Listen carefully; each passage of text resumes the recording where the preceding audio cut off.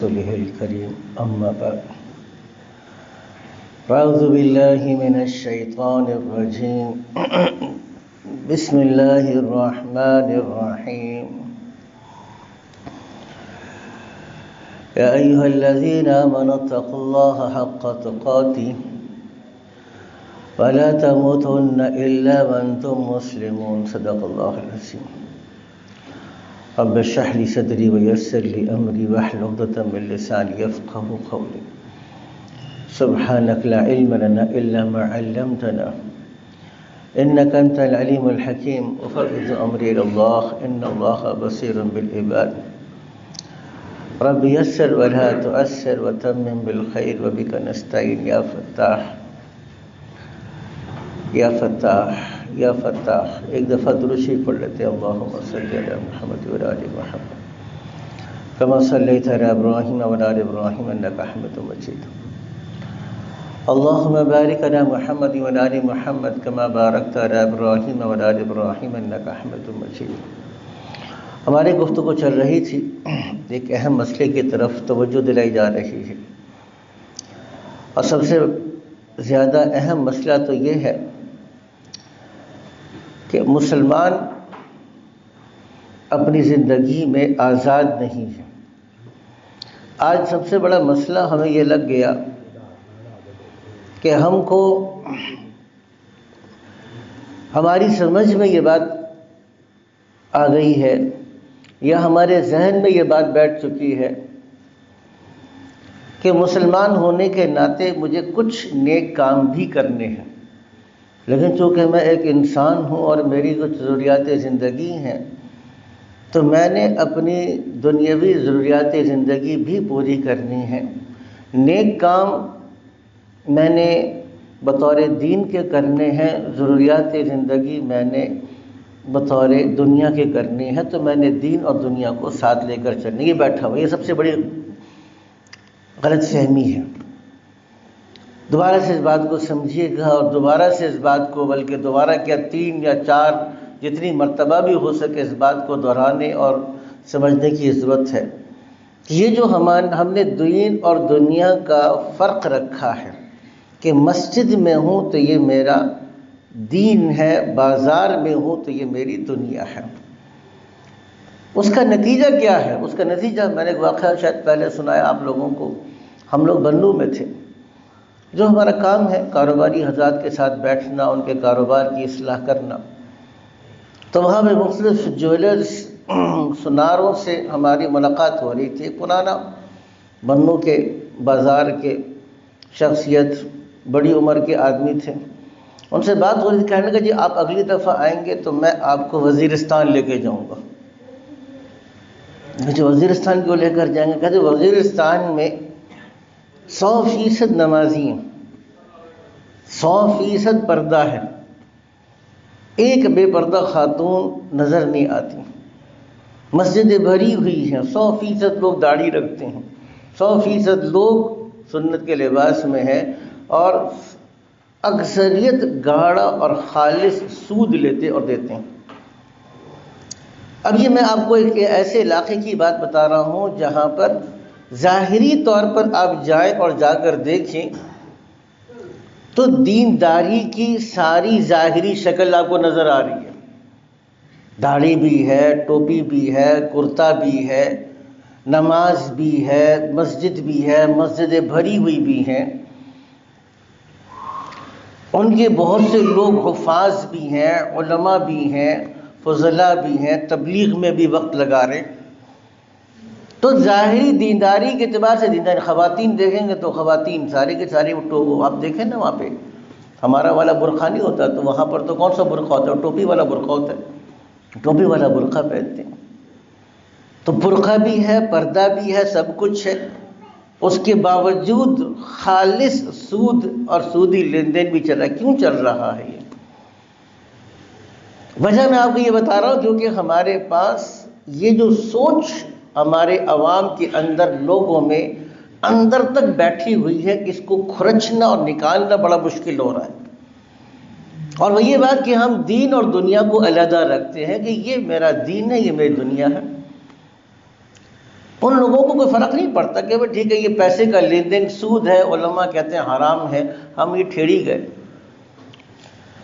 ہماری مستورات کی جماعت تھی، یہ میں آپ کو بتا رہا ہوں سن 2004 کی بات بتا رہا ہوں، آج سے صرف 21 سال پرانی بات بتا رہا ہوں۔ تو وہاں پر گئے تو کھجور کے باغات تھے، ان سے بات کی۔ ہم نے کہا بھی آپ معاملہ کیسے کرتے ہیں؟ تو کہا کہ یہاں پر ہمارا ٹھیکہ پہلے سے ہو جاتا ہے، جتنا پھل آنا ہوتا ہے موسم سے پہلے ہمارا پھل بک جاتا ہے، سودا ہو جاتا ہے۔ میں کہا پھل ابھی آیا نہیں تو بک کیسے گیا؟ کہ ہم ایسے کرتے ہیں۔ انہوں نے کہا یہ تو حرام ہے، ناجائز ہے، بے باطل ہے یہ تو۔ کہہ گئے جی یہاں کے علماء کرام نے بھی کئی دفعہ ان کو بتایا۔ اب یہ ہمارے پاس بہت سے باغات میں، زراعت میں یہ باطل طریقہ چل رہا ہے، اور بے باطل کے ذریعے سے آمدنی کیا ہوگی؟ علماء سے پوچھے گا کہ آمدنی پہ حرام ہوگی۔ تو ایک مسئلہ میں آپ سے عرض کر رہا ہوں کہ ایک مسئلہ ہمارے ساتھ یہ ہے کہ یہ میرا دین ہے، یہ میری دنیا ہے۔ دین تو چلو دین کے طریقے پر ہوگا، لیکن دنیا دنیا والوں کی طرح ہوگی۔ میں نے پچھلی دفعہ بھی جب بیان کیا تو خاتون کا مجھے میسیج موصول ہوا، اور انہوں نے کہا جی میں بھی اپنا کچھ درد، اور چونکہ اجازت دی ہے تو میں تھوڑا سا ان کا درد آگے بھی نقل کر دیتا ہوں۔ کہ میں نے آپ کا بیان سنا ہے، مجھے بہت اچھا لگا، لیکن میں اپنا بھی کچھ درد بیان کرنا چاہتی ہوں۔ ہمارے اس علاقے میں انہوں نے اپنے قریبی جاننے والوں کے اندر دیکھا کہ بہت، اب آپ حضرات کو معلوم ہے کہ ہمارے دعوت اور تبلیغ کے کام سے ایک بڑی محبت ہے، ایک تعلق ہے، اور ہم ترغیب بھی دیتے رہتے ہیں۔ لیکن انہوں نے کہا کہ جی میں نے ایسے خاندان کو جانتی ہوں جو دعوت اور تبلیغ میں ماشاءاللہ سے لگے ہوئے بھی ہیں اور بڑی قربانی کے ساتھ لگے ہوئے ہیں، لیکن جب شادی کی بات آئی تو ہم نے ان سے پوچھا، یا ان سے پوچھا گیا، کسی نے پوچھا ان سے کہ بھئی آپ شادی دنیا کے طریقے پہ کریں گے یا دین کے طریقے پہ؟ تو کہا ہم دونوں طریقے پہ کریں گے، دونوں تقاضے ہم پورے کریں گے۔ تو یہی میں بات آپ سے عرض کر رہا تھا۔ آج تھوڑی سی میں گفتگو کو آگے بڑھاتے ہوئے، طریقہ ایک ہی ہے، وہ جناب نبی کریم صلی اللہ علیہ وسلم کا طریقہ میں بیان کروں گا آج، کہ اصل طریقہ کیا ہے۔ ایک بات چل رہی تھی، بہت سے رسومات میں نے بیان کر دی اور بہت سی چیزیں رہ بھی گئیں، لیکن آج چند منٹ میں یہ تو بات سمجھ میں آ گئی کہ بہت سی چیزیں ہماری شادی بیاہ کے میں غلط داخل ہو چکی ہیں۔ اگر یہ سمجھنا چاہیں کہ شادی اور نکاح کرنے کا صحیح طریقہ کیا ہے تو میں سنت کے حوالے سے چند باتیں عرض کر دیتا ہوں۔ سب سے پہلا واقعہ حضرت علی بن ابی طالب رضی اللہ تعالی عنہ اور حضرت فاطمہ الزہرا رضی اللہ تعالی عنہ کے نکاح کا میں چھوٹا سا واقعہ عرض کرتا ہوں۔ حضرت علی کی عمر تقریباً 21-22 سال تھی، اور چونکہ حضور کے ساتھ ہی تھے اور آپ صلی اللہ علیہ وسلم کے زیر کفالت ہی تھے، جب مواخات ہوئی، مدینہ میں بھائی چارہ ہوا، تو آپ نے سب کے مقرر کر دیا کہ تم فلانے انصاری کے ساتھ چلے جاؤ، تم فلانے انصاری کے ساتھ چلے جاؤ، تم فلانے انصاری کے ساتھ چلے جاؤ۔ سب کو کسی نہ کسی کے ساتھ بھیج دیا، حضرت علی رہ گئے۔ تو حضرت علی نے فرمایا کہ حضور آپ نے مجھے کسی کے ساتھ نہیں بھیجا، میں کہاں رہوں گا؟ تو کہا کہ علی تم دنیا میں اور آخرت میں میرے ساتھ ہی رہو گے۔ تو حضرت علی بن ابی طالب رضی اللہ تعالیٰ عنہ کا تو یہ مقام تھا، لیکن چونکہ یہ تو دعوت، جہاد، ہجرت میں اپنی زندگی کو وقف کر چکے تھے، مال نام کی کوئی چیز ہی نہیں تھی ان کے پاس، تو ہمت ہی نہیں ہوئی۔ تو پہلے حضرت ابوبکر صدیق کی خواہش ہوئی، یہ نعمت کہ میں نے اپنی بیٹی حضور کو دی ہے تو حضور میرے داماد بن گئے، اگر یہ نعمت مجھے مل جائے کہ میں حضرت فاطمہ سے نکاح کر لوں تو دوہرا رشتہ اللہ کے نبی سے میرا ہو جائے گا۔ ابوبکر صدیق نے اپنا پیغام بھیجا۔ اس سے معلوم ہوا کہ اس زمانے کے اندر یہ کوئی بہت معیوب بات نہیں ہوتی تھی کہ بڑی عمر کا آدمی کسی کم سن خاتون سے نکاح کر لے، اس کو معیوب نہیں سمجھتے تھے، لیکن آپ صلی اللہ علیہ وسلم نے توقف فرمایا۔ اس سے معلوم یہ ہوا، توجہ فرمائیے گا، کہ رشتہ کرتے ہوئے دینداری تو دیکھنی چاہیے، اور سب سے پہلی چیز دینداری ہے۔ ابوبکر صدیق سب سے زیادہ دیندار تھے، تو دینداری کو دیکھا، لیکن دینداری کے علاوہ بھی بعض چیزیں دیکھنی چاہیے کہ دونوں کے اندر مناسبت ہوگی کہ نہیں ہوگی، موافقت ہوگی کہ نہیں۔ حضور نے خاموشی اختیار فرمائی۔ حضرت عمر نے پیغام بھیجا تو حضور نے یہاں پر بھی، اب دیکھیے حضرت ابوبکر کے بعد امت میں دینی اعتبار سے سب سے افضل کون ہے؟ حضرت عمر فاروق رضی اللہ تعالیٰ عنہ۔ حضرت عمر فاروق رضی اللہ تعالیٰ نے پیغام بھیجا، حضور نے خاموشی اختیار فرمائی۔ وجہ وہی تھی کہ دینداری کے ساتھ مزاج کی موافقت کو بھی دیکھو۔ اب یہ دونوں حضرات، ابوبکر صدیق حضرت عمر رضی اللہ تعالیٰ عنہ نے حضرت علی سے کہا کہ تم پیغام بھیجو۔ حضرت علی نے کہا میرے پاس تو کچھ ہے ہی نہیں۔ تو ان دونوں حضرات نے مل کر کچھ حضرت علی کی مالی مدد بھی کر دی کہ چلو ہم آپ کی تھوڑی سی مالی مدد کرتے ہیں، آپ نکاح کر لیں۔ جیسے یہ بات معلوم ہوئی کہ مسلمانوں کے معاشرے کی ایک ذمہ داری بنتی ہے کہ اگر کچھ ایسے افراد ہمارے معاشرے میں موجود ہوں جو نکاح کرنا چاہتے ہوں، نکاح ان کی ضرورت ہو لیکن کچھ مالی تنگی ہو، تو معاشرے کے افراد مل کر ان کی معاونت کریں۔ لیکن معاونت کس میں کرنی چاہیے میں آگے عرض کروں گا، کس میں معاونت نہیں کرنی چاہیے وہ بھی عرض کر دوں گا ابھی آپ کو۔ جب یہ حضرت علی کو حوصلہ ہوا تو حضرت علی نے پیغام بھیجا۔ حضرت فاطمہ کی عمر 16 سال تھی، حضرت علی میں اور حضرت فاطمہ زہرا رضی اللہ تعالی عنہ میں 6 سال کا فرق تھا۔ اس سے ایک اور مسئلہ معلوم ہو گیا کہ شوہر اور بیوی میں نسبتاً اگر عمر میں تھوڑا فرق ہو تو یہ مناسب ہے۔ بالکل ہم عمر ہوں تب بھی جائز ہے، کسی وجہ سے کوئی ایسا رشتہ ہو کہ لڑکی کی عمر زیادہ ہے لڑکے کی عمر کم ہے تب بھی جائز ہے، لیکن بات کس کی ہو رہی ہے؟ بہتر کی بات ہو رہی ہے۔ بہتر ہے کہ لڑکی کی عمر تھوڑی سی چھوٹی ہو، لڑکے کی عمر نسبتاً تھوڑی سی بڑی ہو، مناسبت میں گھر چلانے میں آسانی ہوتی ہے۔ تو حضرت حضور اکرم صلی اللہ علیہ وسلم نے بڑی خوشی سے اس رشتے کو قبول فرمایا، اور پھر آپ صلی اللہ تعالی علیہ وسلم نے حضرت علی سے پوچھا کہ تمہارے پاس کیا ہے؟ تو کہا کہ ایک تلوار ہے، ایک ڈھال ہے، گھوڑا ہے، اس طرح کی ایک دو چیزیں بتائیں۔ اگر تلوار تو رکھ لو، گھوڑے کو بیچ کے کچھ آپ ملے۔ اب اس سے آپ نے حضرت علی کے گھر کا کچھ سامان خریدا۔ یہاں پہ ایک بات سمجھنے کی ہے کہ جو لوگ جہیز پر استدلال کرتے ہیں، جہیز کی شرعی حیثیت کو بھی سمجھیے گا۔ جو لوگ جہیز پر استدلال کرتے ہیں، حضرت فاطمہ زہرا رضی اللہ تعالی عنہ کے سامان سے تو یاد رکھیے گا، یہ روایت میں آپ کو بتا رہا ہوں، اس روایت کے مطابق حضرت علی کے پیسوں سے سامان خریدا گیا۔ گویا کہ آپ صلی اللہ تعالی علیہ وسلم نے اصلاً حضرت علی کے کفیل اور نگران اور سرپرست ہونے کی حیثیت سے حضرت علی سے کہا کہ لو بے کچھ گھر کا سامان خرید لو۔ اس سے بہرحال ایک اور مسئلہ یہ معلوم ہوا کہ شادی کے موقع پر ہوتا ہے انسان اپنی زندگی گزار رہا ہے، تنہا گزار رہا ہے۔ ہم نے بھی اسٹوڈنٹ لائف گزاری ہے، نہ کپڑوں کا پتہ، نہ بستر کا پتہ، نہ بیگ کا پتہ۔ کمرے میں جاؤ تو ایک عجیب لگتا ہے، طوفان آیا ہوا ہے نا، ہر چیز، قمیص ایک جگہ پڑی ہوئی، بیگ ادھر پڑا ہوا، کتاب ادھر پڑی ہوئی، ڈائری ادھر پڑی ہوئی، قلم ادھر۔ ہم نے بھی اسٹوڈنٹ لائف گزاری ایسے تھا، لیکن جب شادی ہوتی ہے تو گھر کی آبادی ہے، پھر تو کچھ نہ کچھ سلیقہ مندی آپ کو چاہیے، کچھ برتن چاہیے، کچھ چولہا چاہیے، کچھ چیزیں چاہیے ہیں گھر کے نظام کو چلانے کے لیے۔ اگر گھر کے نظام کو چلانے کے لیے کوئی مناسب بندوبست کر لیا جائے تو شریعت سے ثابت ہوا۔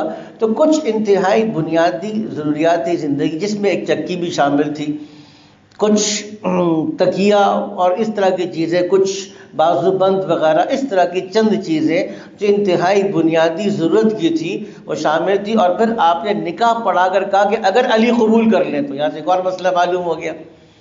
اس کو ہماری فقہ کی اصطلاح میں نکاح فضولی کہتے ہیں، کہ ایک ایسے آدمی کی غیر موجودگی میں نکاح ہو جائے۔ اکثر آج کل یہ لوگ بھی سوال کر رہے ہیں، سوال کا جی ٹیلی فون پر نکاح ہو جاتا ہے کہ نہیں ہو جاتا؟ اکثر یہ سوال آتا ہے جی آن لائن ٹیلی فون پر نکاح ہوتا ہے تو، اور ٹیلی فون پر نکاح نہیں ہوگا۔ یاد رکھیے گا اس مسئلے کو، آن لائن نکاح جائز نہیں ہے۔ کیوں جائز نہیں؟ وجہ بتا دیتا ہوں۔ وجہ یہ بتا دیتا ہوں کہ دیکھیے، نکاح میں جب ایجاب اور قبول ہو رہا ہوتا ہے، ایجاب کہتے ہیں جو آدمی پہل کرے، ایجاب کرنے والا لڑکی والے بھی ہو سکتے ہیں اور ایجاب کرنے والا لڑکے والے بھی ہو سکتے ہیں۔ پہل کرنا ان کو کہنا کہ تمہارے نکاح میں دے دیا، اور وہ کہتے ہیں میں نے نکاح میں قبول کیا، جو پہل کر رہا ہے نکاح میں دے دیا، اس کو ایجاب کہتے ہیں۔ اگلا آدمی کہتے ہیں ہاں میں نے قبول کر لیا، جس کو آپ انگریزی زبان آفر اینڈ ایکسیپٹنس کہتے ہیں۔ یہ آفر اینڈ ایکسیپٹنس، ایجاب و قبول ایک مجلس میں ہونی چاہیے۔ اب ایک آدمی یہاں موجود ہے، ایک امریکہ میں موجود ہے، یا ایک انگلینڈ میں موجود ہے، ایک پاکستان میں موجود ہے، تو دونوں ایجاب اور قبول کرنے والے ایک مجلس ایک جگہ پر نہیں ہے، تو مکان متحد نہیں ہے۔ جو کہ مکان متحد نہیں ہے، ایجاب و قبول شرعی اعتبار سے معتبر نہیں ہوگا، تو نکاح معتبر نہیں ہوگا۔ اس کا آسان طریقہ کیا ہے؟ آن لائن نکاح۔ بھائی اگر لڑکا انگلینڈ میں ہے، لڑکی پاکستان میں ہے، یا لڑکی انگلینڈ میں ہے یا امریکہ میں ہے، لڑکا پاکستان میں ہے یا دبئی میں ہے یا سعودیہ میں ہے، اور کوئی اور کسی اور جگہ، آسان طریقہ کیا ہے؟ آسان طریقہ یہ کہ آپ اس میں توکیل کر لیں، وکیل مقرر کر دیں۔ لڑکا پاکستان میں اپنے کسی رشتہ دار یا جاننے والے کو اپنا وکیل بنائے کہ میں فلاں آدمی کو اپنا وکیل اپوائنٹ کرتا ہوں کہ میری طرف سے نکاح پڑھائے گا، تو وہ جا کر اس مجلس میں اس آدمی کی طرف سے ایجاب و قبول کرے گا، نکاح ہو جائے گا۔ یا کوئی خاتون کسی مرد کو کسی مرد کو یا اپنے رشتہ دار کو اپنا وکیل مقرر کر دے۔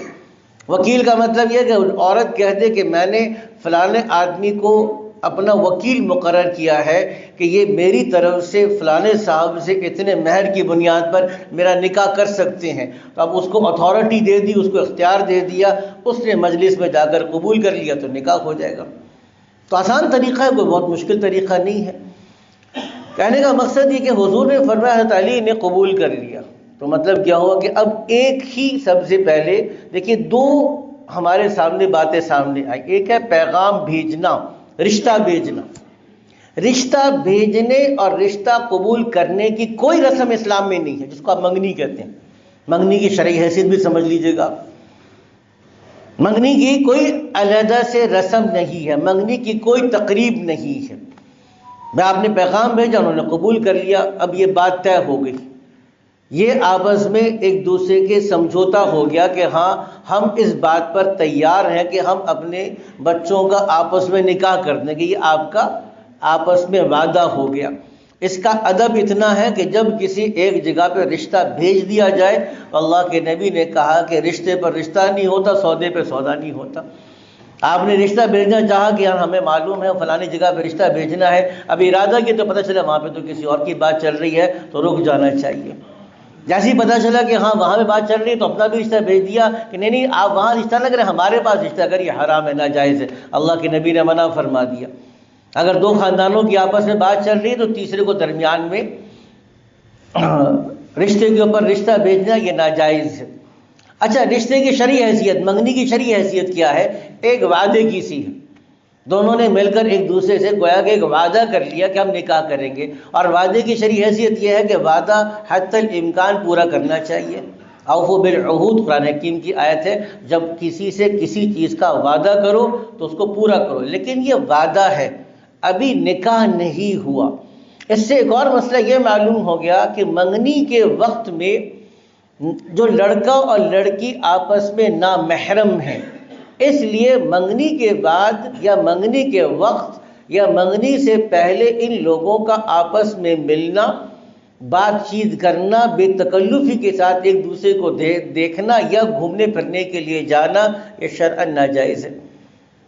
ایک نگاہ دیکھنے کی اجازت دی، اس کے علاوہ یہ ایک عجیب بات چل پڑی ہمارے پاس کہ جی میں نے تو پوری زندگی گزارنی ہے لڑکی کے ساتھ، لڑکی کہتی ہے میں نے لڑکے کے ساتھ پوری زندگی گزارنی ہے۔ So we need to know each other, right? ہمیں ضرورت ہے کہ ہم ایک دوسرے کو سمجھیں گے۔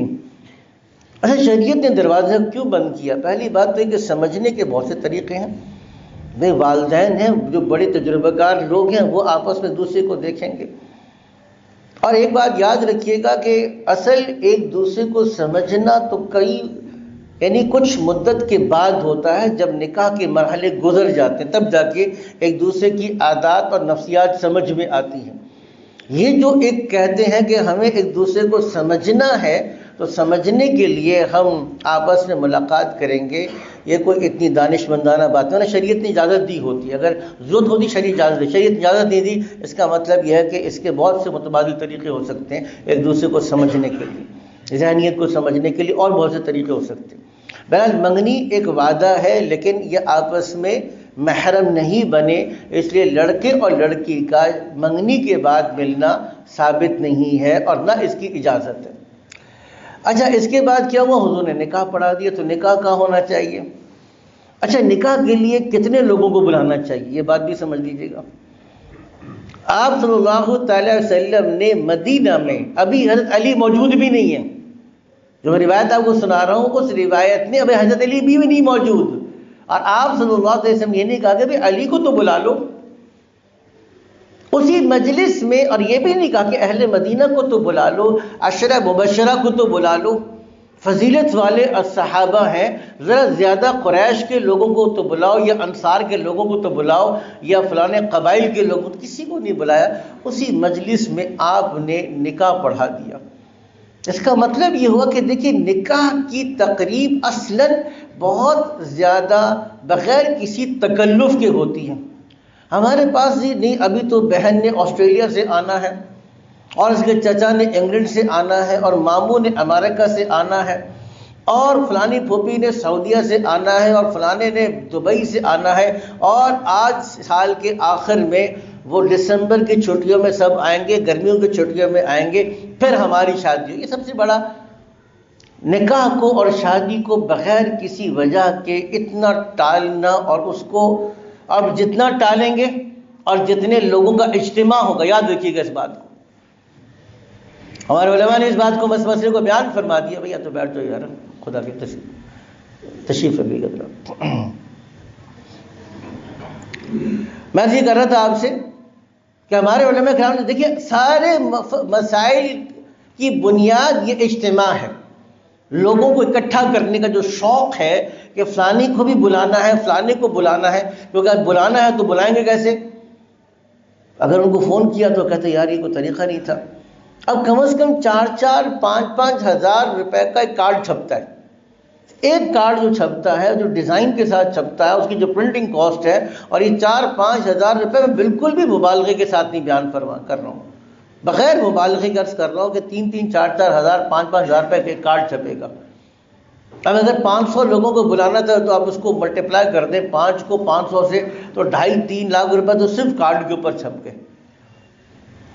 اب یہ مسئلہ کیوں ہے؟ کیونکہ کارڈ چھپنا ہے، اور اب لوگوں کو بلانا ہے، جتنے زیادہ لوگوں کو بلائیں گے تو لوگ کہاں پر آئیں گے؟ اب لوگ آپ کے ایک چھوٹی جگہ پر آ نہیں سکتے۔ 1 کنال کا بھی گھر ہے آپ کے پاس ڈیفینس کا، تو 500 لوگ تو نہیں آپ بلا سکتے۔ 2 کنال کا بھی گھر ہے تو 500 لوگ تو 2 کنال میں نہیں آ سکتے، تو کیا کریں گے؟ وہ جو آپ کے پاس وہ گولف کورس کے پاس گیرزن، جو آپ کے پاس بڑے بڑے میرج ہالز بنے ہوئے، وہاں پر آپ بلائیں گے۔ اور وہاں پر آپ بلائیں گے تو کیا کریں گے؟ آپ ان کو ایک ایک کھجور دے کے رخصت کریں گے۔ کھجور دے کے تو رخصت نہیں کر سکتے آپ ان کو، اور پھر بلائیں گے تو پورا کا پورا کھانا کھلائیں گے۔ پورا کھانا کھلائیں گے تو آپ دیکھ لیجیے گا پر ہیڈ کیا کاسٹ آ رہی ہے۔ اب وہ 4,000-5,000 روپیز کاسٹ آ رہی ہے۔ 4,000-5,000 روپیز کو 500 سے ملٹیپلائی کریں، کیا بنتا ہے؟ ابھی کر کے دیکھ لیں جی۔ کوئی ساتھی بتا دیں جن کی میتھس اچھی ہو، ذرا بھی بتائیں، میری تو میتھس ہمیشہ سے کمزور ہی رہی۔ کیا خیال ہے 4,005 کو 500 سے ملٹیپلائی کریں کتنی بن رہی ہے حضرت؟ میں آپ سے سننا چاہ رہا ہوں نا، کھانا کتنے کا پڑ رہا ہے سر؟ 20 لاکھ کا پڑ رہا ہے۔ یہ صرف آپ کی ایک منیمم کاسٹ ہے، صرف اس وجہ سے کیونکہ ہم نے لوگوں کے اکٹھے کرنے کو لازم قرار دے دیا۔ یہ سارے مفاسد ہیں سنت سے ہٹنے کی وجہ سے، اور اسی لیے اب دوسرا آدمی کہتے ہیں شادی تو کرنی ہے۔ ہمارے استاد محترم حضرت مفتی حسن صاحب دامت برکاتہم العالیہ بیان کرنے لگے کہ میں ایک دفعہ ایک جگہ بیان کرنے کے لیے گیا، بیان کیا، اور بیان کرنے کے بعد ایک عمر رسیدہ بوڑھے حضرت استاد جی کے پاس آئے، کان میں کہا کہ اس گاؤں میں 200 خاندان اور 200 لڑکیاں رشتے کے انتظار میں بیٹھی ہیں، شادی اس لیے نہیں ہوتی کیونکہ ان کا جہیز موجود نہیں۔ 200 لڑکے ایک خاندان، ایک کے اندر۔ بہت سی جگہوں کے اوپر یہ سب کچھ ہے۔ میرے پاس ہمارے مدرسے کے لوگ آئے کہ استاد جی ہم نے کچھ بھی نہیں کرنا، لیکن برادری والے آئیں گے، کھانا کرنا ہے، 1.5 سے 2 لاکھ روپے مجھے صرف کھانے کے لیے چاہیے۔ کیوں ہے؟ ایک عام آدمی جس کے پاس 50, 60, 70 ہزار روپے کی آمدنی ہے اور بہت سادگی سے شادی کرنا چاہتا ہے، ہم نے جو ہمارے پاس ذہن میں تھا کہ نہیں کھانا تو کرنا ہی کرنا ہے، ہم نے رواج ڈالا اور رواج پہ کاربند ہیں اور ہٹنے کے لیے تیار نہیں، ہمت اور حوصلے کے ساتھ رواج کا مقابلہ کرنے کے لیے تیار نہیں، اس کا نتیجہ یہ ہے کہ غریب سے غریب آدمی بھی قرض لے کر 1.5-2 لاکھ روپے کا کھانا کرے گا، کیونکہ میں نے بچی کو رخصت کرنا ہے، فیس سیونگ کے لیے اس کو یہ پیسہ چاہیے۔ اگر ہم سنت پہ عمرہ جن کے پاس اللہ نے مال اور دولت دیا ہے، ٹھیک ہے آپ کھانے کرو، سارے سال کھانے کرو، کوئی آپ کو منع نہیں کرتا، شادی کے نام پہ کھانے مت کرو، کیونکہ تمہارے شادی کے نام پہ کھانے کرنا تمہیں کیا پتا کہ لاکھوں خاندان کی بچیوں کا مستقبل تاریک کر دے گا۔ تم اپنی ایک بچی کی خوشیاں منانے کے لیے لاکھوں خاندان کے مستقبل کو تاریک کر رہے ہو، اس پر بھی تو سوچو۔ یہاں پر ضرورت ہے کہ ہمت اور حوصلے کے ساتھ سنت پر آؤ۔ نکاح کی تقریب میں دعوت نہ دیں زیادہ لوگوں کو، بس موقع ہوا، مسجد ہوئی، جتنے ساتھی آ گئے، نکاح ہو گیا۔ اس موقع پر، نکاح کے موقع پر اگر اچھا پھینکتے، چھوارے پھینکتے ہی بے ادبی کی بات ہے۔ منع کیا ہمارے علماء کرام نے کہ یہ مستقل کوئی سنت نہیں ہے، ایک موقع تھا تو روایت میں آیا کہ اس طریقے سے ان کو چھوارے دیے گئے، لیکن جو مستقل اٹھا کے پھینکتے ہیں اس میں مسجد کی اور کھانے کی چیزوں کی بے ادبی ہوتی ہے، اس کو مستقل سنت نہیں سمجھنا چاہیے۔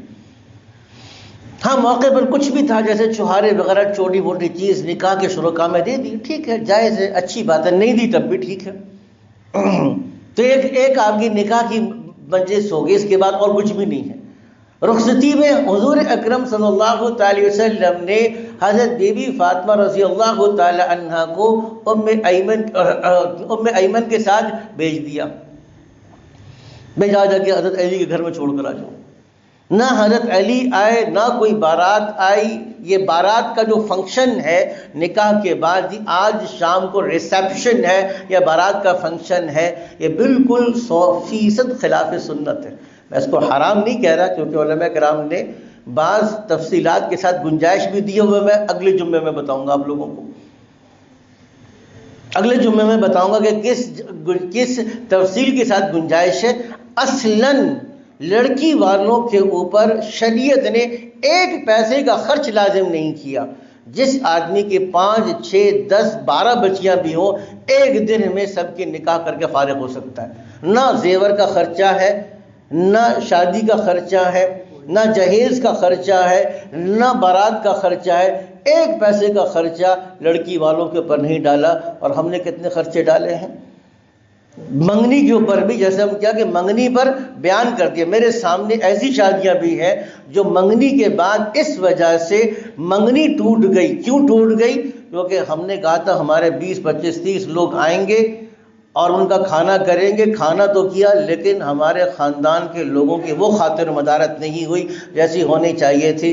ہمارے پاس تو رواج یہ ہے کہ آنے والوں کو سب کو تحفے تحائف دیے جاتے ہیں، خالی روٹی دے کر بھیج دیا، ہمارا مزاج نہیں ملتا ان لوگوں کے ساتھ، یا دے دلانے کو لازم۔ اللہ کے نبی نے ارشاد فرما دیا لا يحل مال مسلم الا بطیب نفس منه، کسی مسلمان کا مال اس کی 100% رضامندی کے بغیر جائز نہیں ہے۔ یہ جو ہم لازم کرتے ہیں، بھئی ہمارے اتنے بندے تو آئیں گے، منگنی کا فنکشن ہے، 40-50 کا تو آپ کو کرنا ہی ہوگا، اور تھوڑا سا بندوبست ہوگا، دیکھ لیجئے گا، اور ہم ذرا خاندانی لوگ ہیں تو اس اعتبار سے بندوبست کیجئے گا۔ اب وہ تحفے تحائف دینے ہی دینے ہیں، آنا ہی آنا ہے۔